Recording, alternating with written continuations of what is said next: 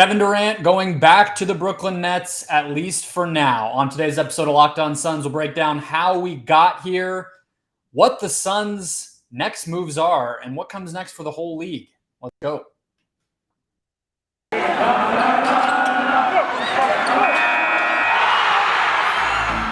You are Locked On Suns, your daily Phoenix Suns podcast. Part of the Locked On Podcast Network, your team every day.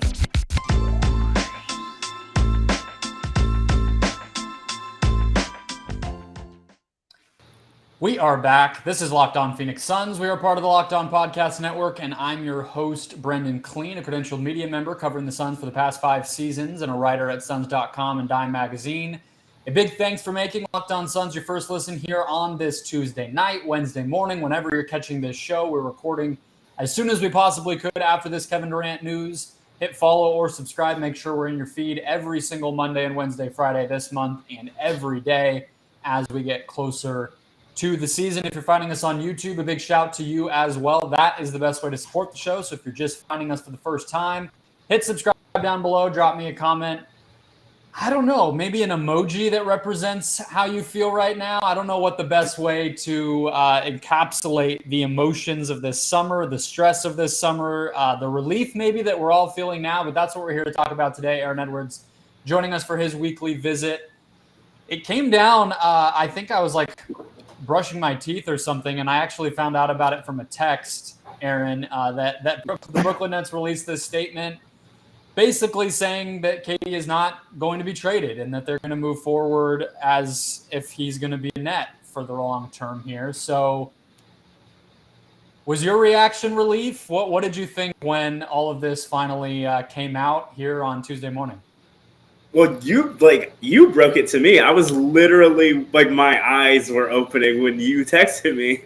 And so it was super vague. So I had no idea what you meant. So I just went straight to Woj, and I was just I was more worried that he got traded to somebody. I just didn't know what it was. And then once I saw what they put out, I was this is best case scenario. But I think if it was actually a trade, that was what I saw your text and I was oh no. And at first I really just thought it was a trade that happened. And then seeing what it was, I wasn't freaking out about it. I think we all knew it was either he we all could pretty much consider either he comes here or stays there. And yeah, that's what it was. That's where I was, and I think we've been saying that on the show for a bit now. They didn't make any on Monday's show. I took a survey of everything, and I looked around, and you were starting to see the main Celtics beat writer said Jaylen Brown's not really available. The main Pelicans, a national reporter said Ingram's not available. Scotty Barnes in Toronto never been available. So I think the Nets were looking around at the same thing. The part that, I'll read the statement first. It was quoted as being from Sean Marks, which is somewhat notable. It could have been coming from the owner. It could have been unsigned, but it said it was from Sean Marks. It says, Steve Nash and I, together with Joe Tsai and Clara Wu Tsai, those are the owners of the Nets, met with Kevin Durant and Rich Kleiman in Los Angeles yesterday. We have agreed to move forward with our partnership. We're focusing on basketball with one collective goal in mind: build a lasting franchise to bring a championship to Brooklyn. I think somebody should have grammar checked that statement. You can't really build a lasting franchise. I'm not sure what that means. And yes, I'm bitter. It's okay. We'll just move right past that. But that was what he said. And I think it was hard to be terribly surprised at the result here in terms of him not getting traded. I guess the thing that did surprise me on this is that they convinced him to come back. I didn't think peacefully, that he kind of went quietly here. And that's what we'll talk about in the next segment a little bit in terms of is it going to stay quiet? But I think you and I did a show a couple weeks ago, Aaron, where we kind of went through, did KD screw any element of this up? And I kind of come back to, I don't know where you land. I don't know why the dude signed a 4-year deal last summer. That's the part. Yeah. That was the original thing that he screwed up before any of this. Yeah, and I think the biggest thing is he thought he had more juice than he really had. I think that was the bigger part of it. In any other scenario, I think if a superstar, an all-time player, a Hall of Famer says, these two dudes got to go or you got to get rid of me, something's going to happen. The fact that nothing at all happened means that he kind of maybe just overplayed his hand and he didn't realize the type of dude that Marks and Josiah were, that they didn't really care what he wanted. They were like, you're locked in. You can't undo this. You're not going to retire. Like, I just think that he just kind of overplayed his hand and didn't realize what dudes he was messing with. It's funny, like, it makes me think a little bit. We always talk about how the NBA is kind of like the player empowerment league, and like this is the place where stars get what they want. But I think this showed us, like, you kind of do need a little bit of edge to you to be able to like push, like, it doesn't just happen, right? Like, you need to will it into existence to a degree. And we see these NFL guys straight, like, they hold out. They will go to that extent.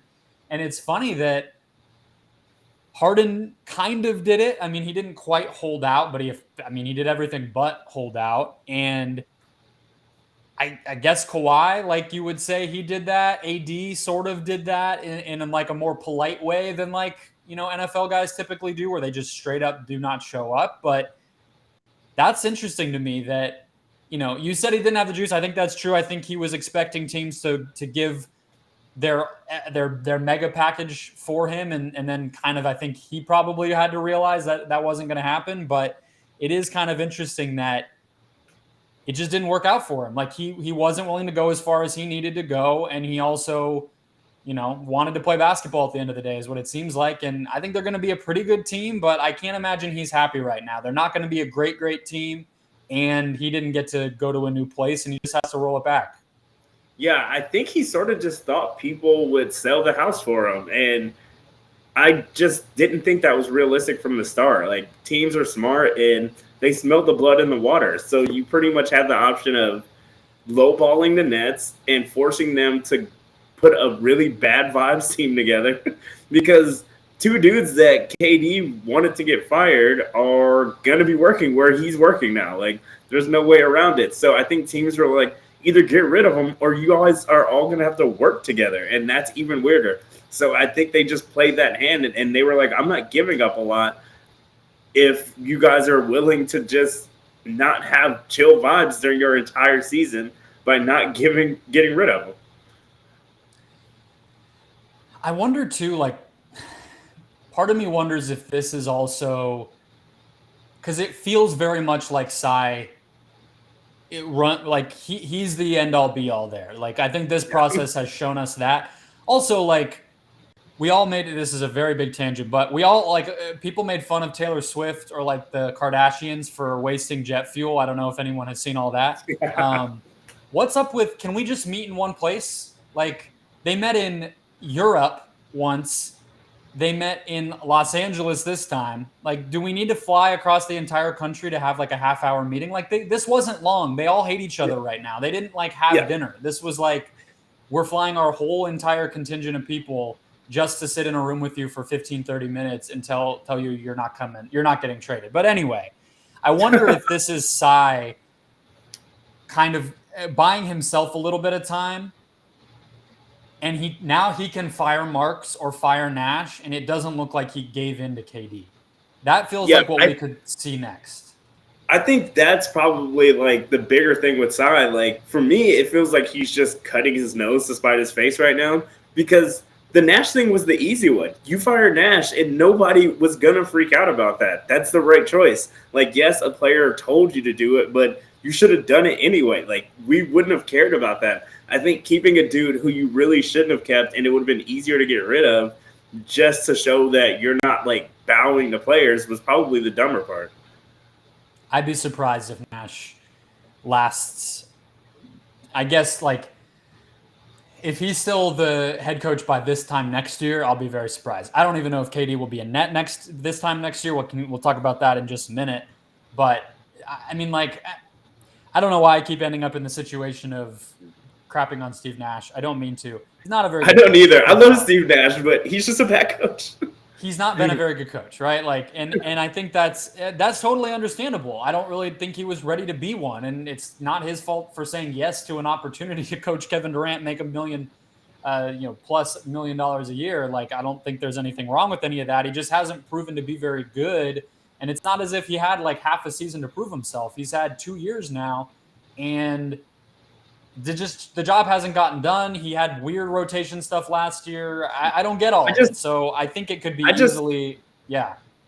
Yeah, I just don't know where you draw the line on letting the players make decisions. Like, you let them hire this dude, and it didn't go well. Like, you might as well give them the power to be like, this isn't working. Like, get us a better dude. You can make the call this time. But I think he let them make the call on the coach that they wanted, and it didn't work out. And I think just firing Steve Nash would have just been the easier part of just fixing all of this.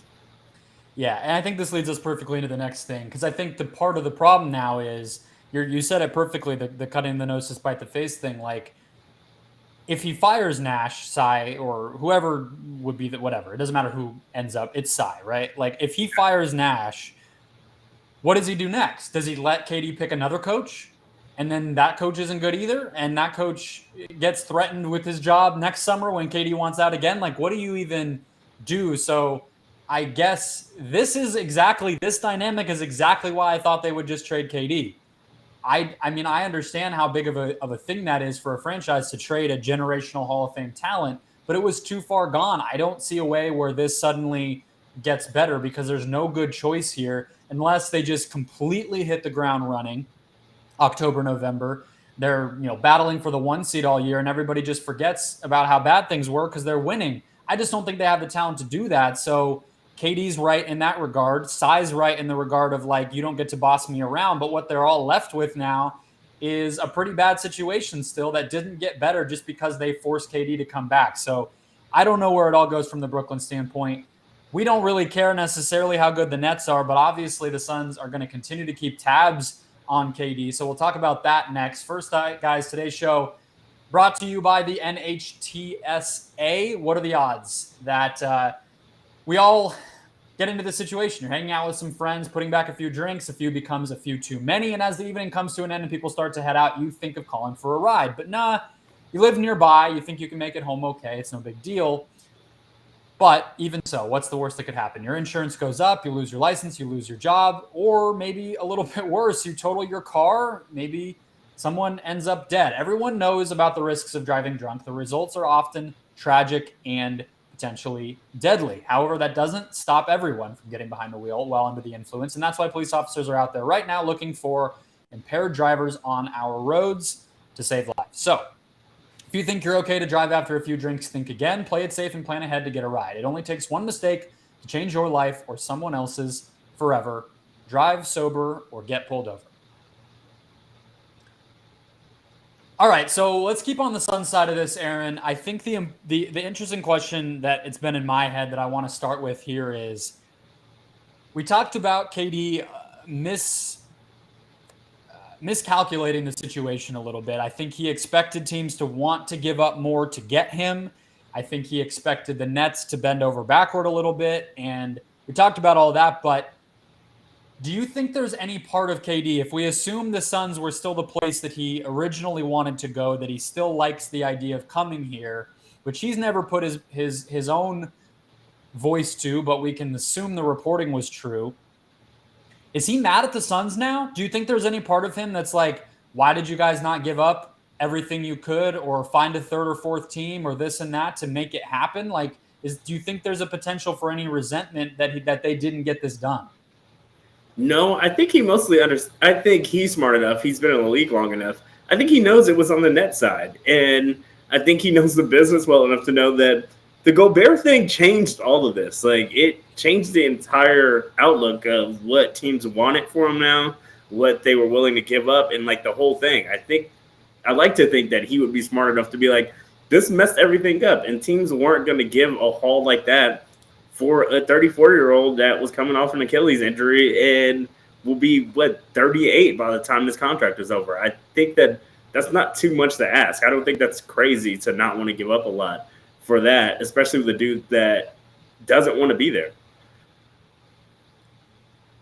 I don't know of I agree with you on that stuff. I think you're probably right. Remains to be seen if the Suns will ever have enough. And that's where I wanted to go next is, I'm not sure what to believe on the Suns side. And this has been the hard part the whole entire time, because you had – so I want to read some of the stuff from Gambo.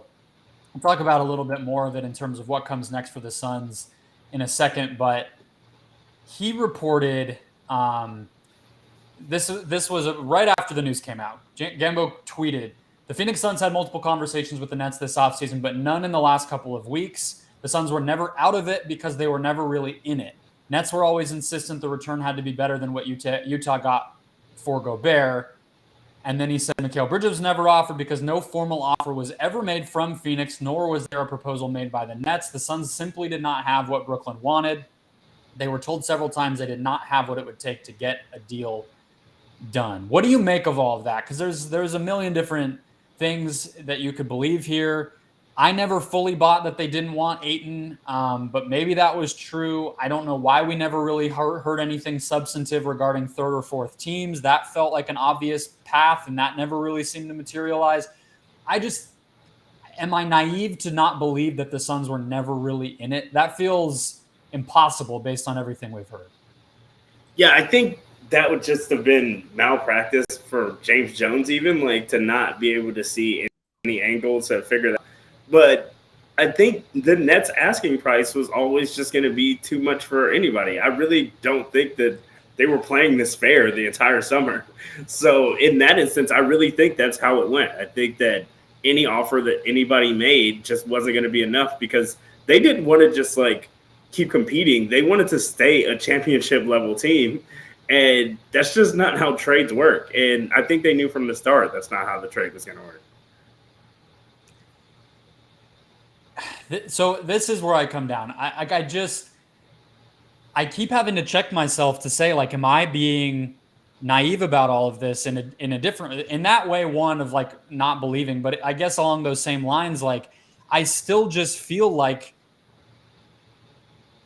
all it will take is for KD to apply 30% more pressure than he has, because it's easy for them to say, give us more than what Utah got for Gobert, until their star player is making it a living hell for them. And he's just refusing to do that. So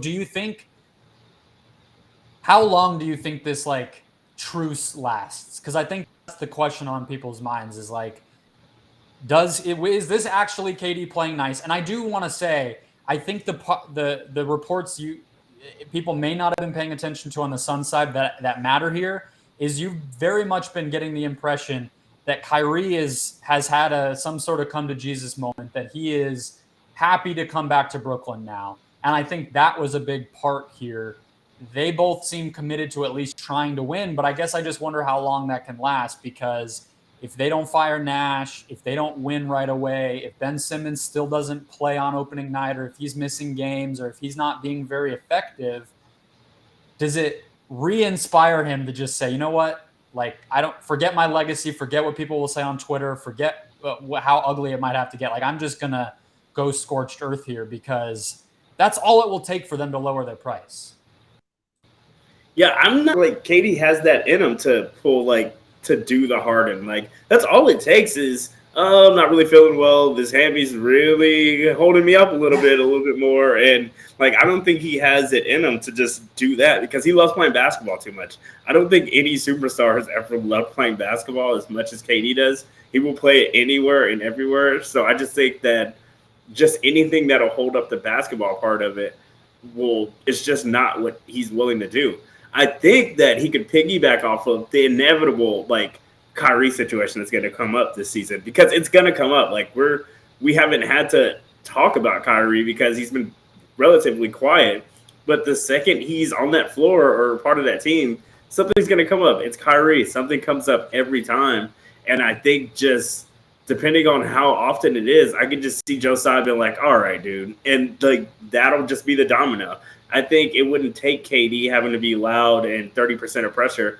I think just the annoyance of these dudes and the type of dude that Josiah is, he's just going to be like, I just don't want to deal with it anymore. He's like a billionaire that worked for everything he got and, like, all this stuff. And I just don't think he'll want to deal with those two dudes after any type of situation where somebody gets rubbed the wrong way. So do you think KD is a net through this upcoming season?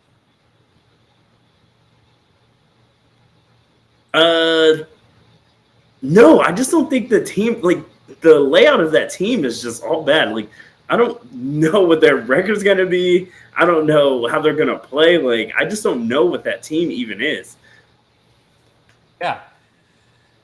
I still can't wrap my head. It feels like, I think a lot of this is a bigger conversation, but I think a lot of the national media still has a sour taste in their mouth over the idea of trade demands, this player empowerment era. My light went down because I'm getting too animated.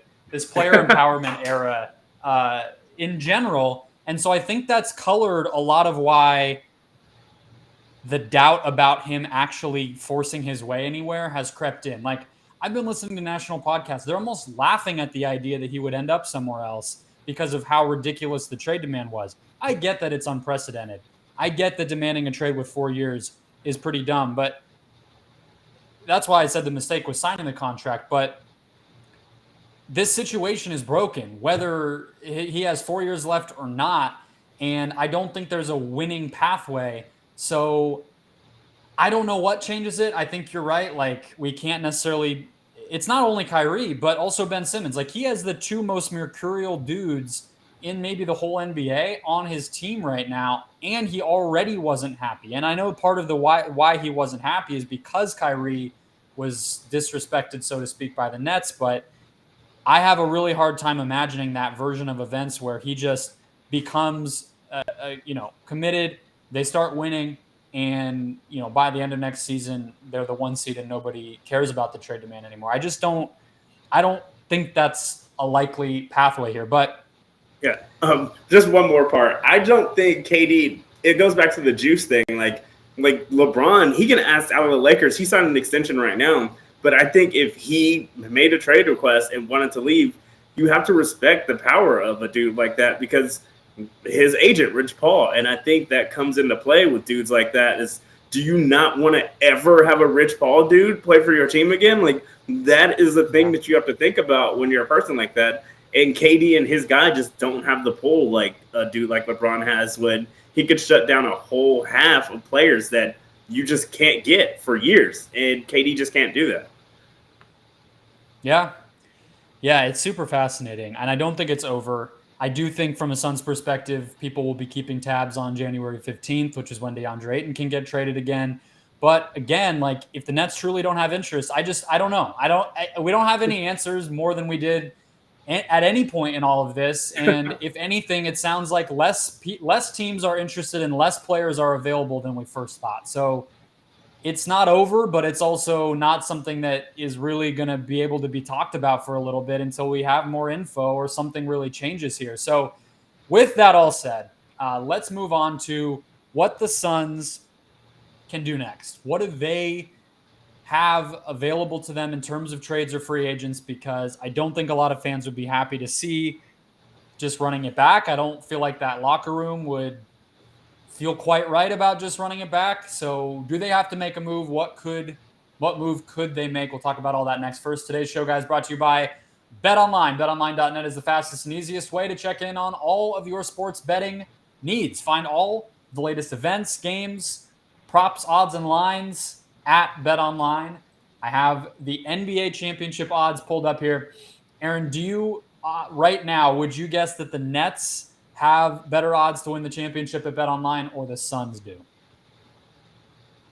I think it would be the Suns still, right? It's just a better team in general. It is not. And I don't know if that's because people are just jumping on it. The Suns are plus 1,000 right now. The Nets are plus 750. The Nets have the fourth best odds. I don't know if anyone necessarily is aware that they got swept in the first round last year, but let's take advantage, I guess, Suns fans. You definitely capitalize on those plus 1,000 odds for your Phoenix Suns. That is very tasty for championship odds. BetOnline also has conference odds, division odds, NBA team win over-unders for every single team now that we're closer. Rookie props, all of it.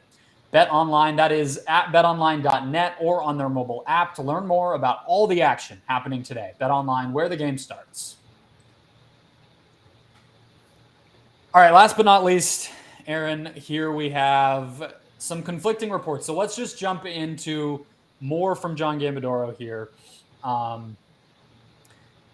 At the same time this morning, we saw Gambo report that the Suns are going to use the taxpayer mid-level exception to go after what he called a post-up power forward. I don't know who that is anymore in the NBA. That was a little bit of a weird thing to hear. And then he goes on later to say that he thinks the Suns are okay with their current roster and he doesn't expect anything to change and Jake Crowder is going to stay here.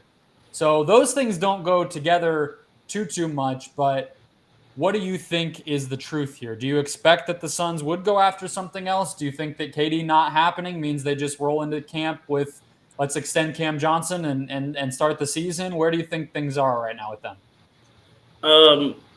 I think that there's no scenario where Chris Paul is going to play the minutes that he played last year. So I just think that you have to do something about that, and you don't want to put the same team out there. The power forward thing, I think Ayton was finally happy that he was going to have – I mean, he's always had space, but do you want to put another dude down there with him and just clog it all up? Like, I just really never saw that working either.